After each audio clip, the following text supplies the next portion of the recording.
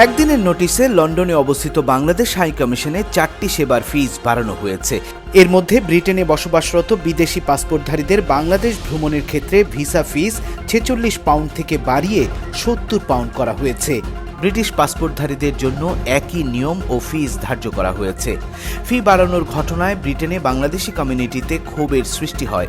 অনেকের মতে প্রবাসী বাংলাদেশিদের সঙ্গে অন্তর্বর্তী সরকারের দূরত্ব সৃষ্টির জন্যই হঠাৎ করে বিভিন্ন সেবার ফিস বাড়ানো হয়েছে। এই সিদ্ধান্ত পুনর্বিবেচনা করার দাবি জানিয়েছেন প্রবাসী বাংলাদেশিরা। বাংলাদেশ হাই কমিশন লন্ডনের যে নোটিশটা দেওয়া হয়েছে গতকালকে দিয়ে আজকে থেকে এফেক্টিভ, সেটা আসলে জনমনে একটা অসন্তোষের সৃষ্টি হয়েছে এবং অলরেডি কমিউনিটির মানুষ বিরূপ প্রতিক্রিয়া ব্যক্ত করেছেন।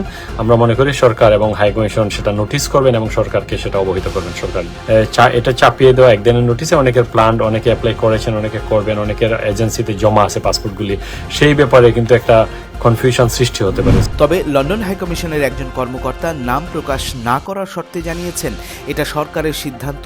সব দেশের বাংলাদেশ দূতাবাসে একই রকম ফিস বাড়ানো হয়েছে, এখানে হাই কমিশনের কিছুই করার নেই।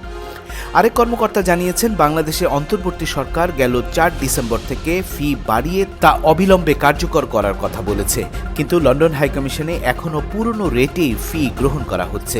ব্রিটেনে তা আগামী 17 ডিসেম্বর থেকে কার্যকর হবে।